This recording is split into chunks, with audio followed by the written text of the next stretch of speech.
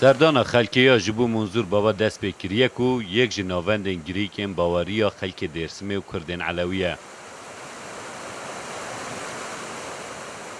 زیارتگاه منظور بابا 8 کیلومتر ان جناوند درسمه دوره و دکوه سر چاوکا کانین منظوره کو جمع منظوره جه چدبه.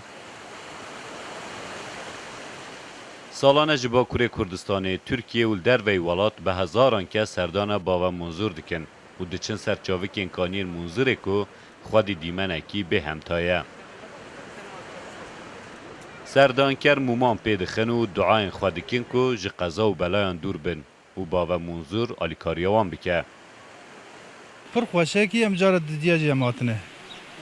وچل برد معنوی حوائی که حس کردیم؟ والله هي نكاياوي خوشا بچو و آوای خوشا بچو آوای جبنه عرض دزه هوای خوشا بچو چمه خوشا گلک ملت را متوسیه کریه پر خوشا جیگی پر جدایه من دیلک و بره خرا خانگا خرا مالا خرا işte zare خرا دیلک tutmuş kır işte وتری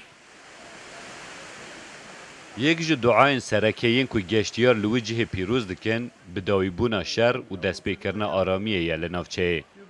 Mekan Aleviyano herkesi tadıyını düğay kano.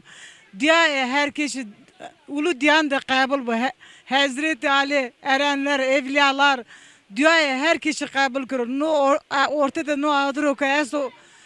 Na Muzdur Baba söylesimi Muzdur Baba Kazım dedi ulu diyanan da kabul bu.